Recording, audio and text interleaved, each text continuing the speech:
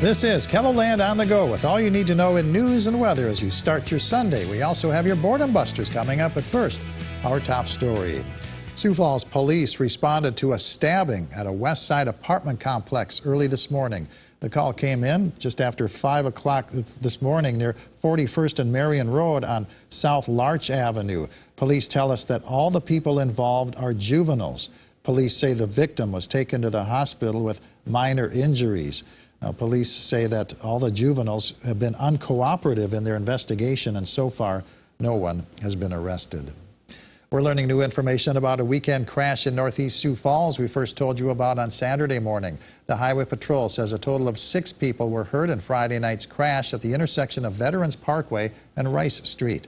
Authorities say the driver of a Toyota Highlander SUV failed to stop at a red light, causing the collision with a Toyota Sienna minivan. 2 females in the minivan have serious non-life-threatening injuries.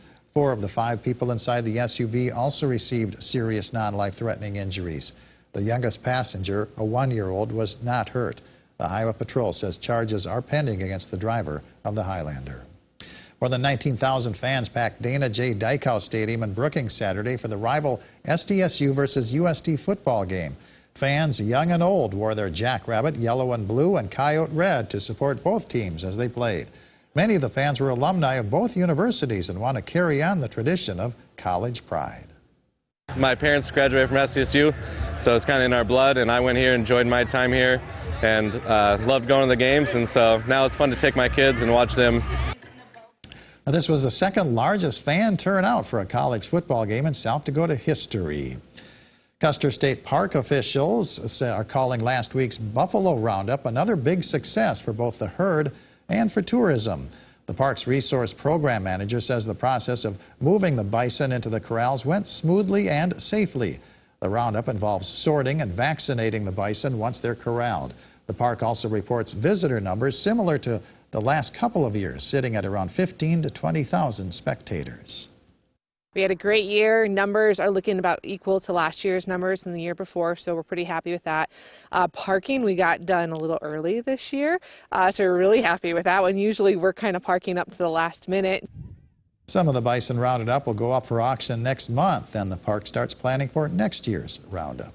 Let's get our first look at the forecast now with meteorologist Adam Rutt in the Storm Center. Good morning, Adam. Good morning, Perry, and good morning, everybody. It is a rather nice start to the day out there. Beautiful sunrises earlier, and we should be really set up nicely for a great afternoon. Outside we go. Speaking of which, a nice view from our downtown camera. That's a look to the northeast. 43 at the airport, not much of a breeze to speak of, so it's definitely cool, but not as cold as what we've seen in previous mornings. In fact, we are noticeably milder now compared to the same point yesterday. We have 40s from Pierre down to Yankton, also Winter 47, 42 Marshall and Worthington. Spencer just slipping down to 39, 43 in Rapid City, 39 in Aberdeen, but like I said, it is warmer now compared to the same point yesterday morning where we had temperatures in the 20s to low 30s. I don't think we're going to be getting that cold anytime soon, but will cool down by the second half of next week. We'll get to that in a moment. The calm start to the day as well. Westerly winds at 5 to 10 miles per hour. They'll turn to the northwest briefly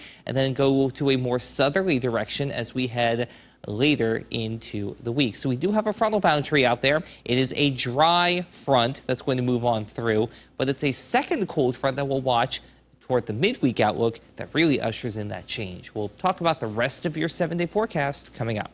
All right, thank you very much, Adam. Well, it is not easy going to a completely new place where the people don't speak your language or know your traditions. But 2 foreign exchange students in Tripp, South Dakota made that long-distance leap for school this year. One from Belgium and the other from Germany. The pair are getting used to life in rural America. Lauren Solek caught up with them at the Tripp Delmont Homecoming Parade and Pep Rally to see how their international transition is going so far. You'll meet Louis Lippert and Emmy LeBeau in tonight's Eye on KELOLAND at 10. The South Dakota Rodeo Association finals wrap up today at the W.H. Lyon Fairgrounds in Sioux Falls. A cowboy church service takes place at 9 a.m. The cowboy trade show goes from 11 to 3. The rodeo finals are at 1 o'clock. Admission is $10 and free for children 6 and under. Individual champions will be crowned on this final day of the World Archery Field Championships in Yankton. Practice opened at 8 o'clock at the NAA Easton Yankton Archery Center. Individual finals begin at 9, with competitions throughout the day, followed by awards ceremonies. It's the final day of the Black Hills Powwow in Rapid City. Activities include a free arts and info trade show at 11 o'clock Mountain Time in the Barnett Fieldhouse at the Monument. A special honoring ceremony takes place in the Summit Arena at 11 o'clock, followed by grand entries at 12:30. Tickets are $20 for adults, $13.50 for youth, and free for ages under 4. The Cross Threads Fiber Guild is hosting Fiber Fun at the Old Courthouse Museum in downtown Sioux Falls. Everyone interested in knitting, crocheting, and needlework is invited to work on projects from 1 to 4 p.m. or just enjoy the company of fellow fiber friends. Adam?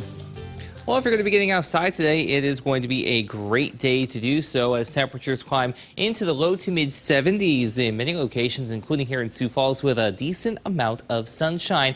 We may see a few clouds now and again, but overall, across the area, we are going to be looking quite good. Up toward Aberdeen, more of the same. Again, a few more clouds, but we still at least get into the 70s. Same rules apply toward Pierre, as we are seasonably warm for this time of year. Keep in mind, averages in the mid to upper 60s. Even Rapid City, around 70, partly to mostly clear as we head through the day and into your night, with really not a whole lot of anything going on locally. We have to zoom out a decent extent to get that backdoor boundary that's going to try and sag on down to the south and really usher in nothing. There's not much moisture or cold air on the back edge of that.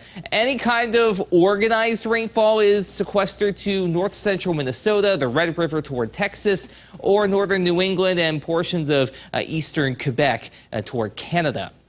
So as we go through the next couple of days, we don't really have much of anything going on. Today, tonight, Monday for that matter. Much of Tuesday is dry, but Tuesday night into Wednesday, we'll have our stronger cold front come in and give us a chance for rain out west Tuesday evening, and then to the east by Wednesday. From there, we dry out again as we head into the end of the week and into next weekend for that matter. Highs today climbing into the 70s and low to mid 70s at that. Upper 60s, though, up to the northeast and in the hills, with overnight low temperatures dropping into the mid 30s to mid 40s, depending on what side of the river you're on. We warm up a little bit more on Monday. Highs in the 70s to near 80, close to and south of I-90.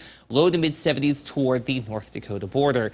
The rest of your 7-day forecast features a deceptive warm-up, which goes into Tuesday just like last week.